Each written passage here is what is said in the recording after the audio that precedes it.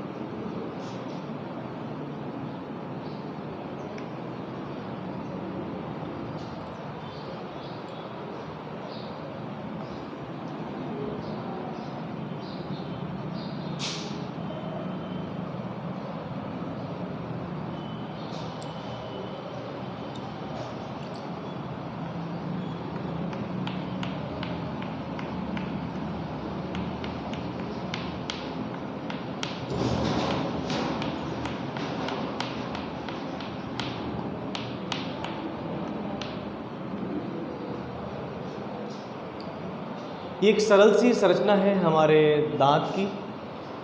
दांत की जब बात करें तो दांत के 3 भाग होते हैं, इसको 3 भागों में बांटा जा सकता है। सबसे ऊपरी भाग इसका जो हमें दिखाई देता है,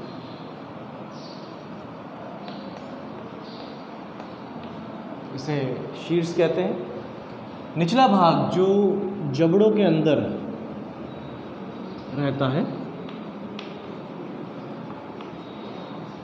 इसे ग्रीवा कहते हैं, तथा वह भाग जो दोनों के मध्य होता है, शीर्ष और ग्रीवा के मध्य वाला भाग कहलाता है, इसको तो मूल कहेंगे, जो अंदर उपस्थित है उसको मूल कहते हैं, और दोनों के मध्य उपस्थित भाग को ग्रीवा कहते हैं। ग्रीवा गर्दन कह सकते हैं। तो जड़ या मूल जो सबसे अंदर उपस्थित है भाग, धंसा हुआ है जबड़ों में, उसको मूल कह रहे हैं। जो भाग ऊपर हमें दिखाई दे रहा है उसे हम शीर्ष कह रहे हैं, और दोनों के मध्य का जो भाग है उसे ग्रीवा कहते हैं। ग्रीवा भाग दोनों के मध्य, या हमारे जबड़ों की जो रेखा है, जहाँ हमारे जबड़े हैं उनकी जो रेखा है उस रेखा पर उपस्थित है, उससे हम ग्रीवा भाग करें। तो ये तो एक ऐसी संरचना हुई जो 3 भाग, हम सबसे ऊपर, बीच में और सबसे लास्ट में हम बांट सकते हैं। इसके बाद में हमारे जो जबड़े हैं, हमारा जो दांत है, इसके अंदर कई परतों में संरचना इसकी उपस्थित होती है। जैसे सबसे बाहरी संरचना इसकी, सबसे ऊपरी भाग, इसे इनेमल कहते हैं। इनेमल हमारे शरीर का सबसे कठोर भाग है, सिर्फ दांत का नहीं, हमारे पूरे शरीर का सबसे कठोर भाग अगर कोई है तो वो इनेमल है। इनेमल के बाद में जो अंदर की ओर इसकी जो संरचना उपस्थित है, इसका नाम है डेंटिन। तो इनेमल के अंदर की ओर डेंटिन संरचना उपस्थित होती है। डेंटिन के अंदर की ओर उपस्थित भाग को मज्जा कहते हैं। मज्जा बहुत इंपॉर्टेंट है, क्योंकि मज्जा के पास में कई तरह की और संरचना इसके अंदर उपस्थित है, जैसे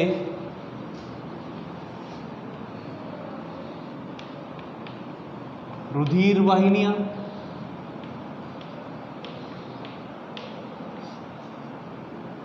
तंत्रिकाएं,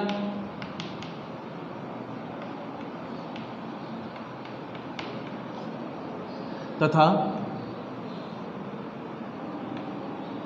ओडोंटोब्लास्ट कोशिका या दंत कोशिका, दंत कोशिका या इन्हें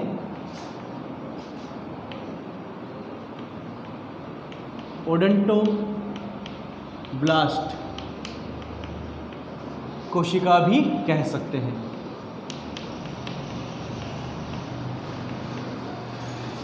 ये दंत कोशिकाएं हमारे दांत के निर्माण के लिए उत्तरदायी है। रक्त वाहिनियाँ रक्त की सप्लाई करती हैं, ब्लड को, रुधिर को प्रवाहित कर रही है, पहुंचा रही है वहाँ तक। तंत्रिकाएं, आपने सुना होगा कुछ ठंडा या गर्म या मीठा खाने पर क्या आपके दांतों में झंझनाहट होती है? अगर होती है तो किसके कारण है? वो तंत्रिकाओं के कारण है। कई बार हमारे दांतों की जो ऊपरी परत है, इनेमल, डेंटिन, ये घिस जाते हैं किसी भी वजह से, किसी भी कारण से। अगर आप रोज़ाना ब्रश नहीं करते हैं तो ये एक कारण हो सकता है इसका। तो उस स्थिति में तंत्रिकाओं तक वो संवेदनाएं पहुंचती हैं, और वो संवेदनाएं, तंत्रिकाएं उनको हमारे मस्तिष्क तक पहुंचाती है, और हमें झंझनाहट महसूस होती है। अगर किसी के दांत ज़्यादा बड़े होते हैं तो कटवाने के पश्चात वहाँ पर उसमें कैप लगाई जाती है, एक टोपी लगाई जाती है, जिससे हमारे दांतों में तंत्रिकाओं तक ये चीज़ें ना पहुँचे और झंझनाहट ना हो। तो यहाँ पर ये हमारे मसूड़े हैं,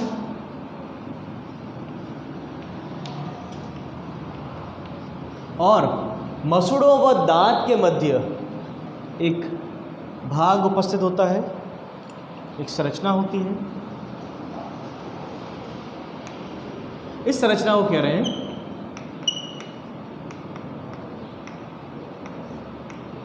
सीमेंटम। ये जो संरचना हमारे दांत वो मसूड़ों के मध्य है, इसे सीमेंटम कहते हैं। ये हमारे दांत को स्थिर रखने का कार्य करे कुछ इस तरह से। जैसे अगर मैं आपको समझाऊं तो, जैसे हमारा मुख है, इस मुख में आपके दांत हैं, आपको दिख रहे हैं, बिल्कुल क्लियरली विजिबल है, ये दांत हैं। अगर मैं इसको उल्टा करूंगा तो आपके सारे दांत बाहर आ जाएं, लेकिन ऐसा होता नहीं है। उसका कारण क्या है? उसका कारण ये है कि अगर यहाँ पर इसके अंदर मैं इतना अगर मैं इसके अंदर फेविकॉल भर दूँ या गोंद भर दूँ, तो सूखने के पश्चात, या सीमेंट का एक घोल भर दूँ, तो सूखने के पश्चात जब मैं इसको उल्टा करूँगा, है ना, तो उल्टा करने के बाद इसमें से कुछ भी बाहर नहीं आएगा। उसका कारण क्या है? उसने जो भी मैंने इसमें लिक्विड सॉल्यूशन जो मैंने भरा था वो इसको स्थिर कर रहा है, उसने इसको स्थिर कर, दांतों को स्थिर कर दिया। इसी तरह से हमारे दांत भी ऊपर से नीचे लटके हुए हैं लेकिन गिर नहीं रहे, ना खींचने से गिरते हैं। उसका कारण क्या है? क्योंकि यहाँ पर सीमेंटम है जो इसको स्थिरता प्रदान कर रहा है। तो ये हमारे दांत की एक सरल सी संरचना है।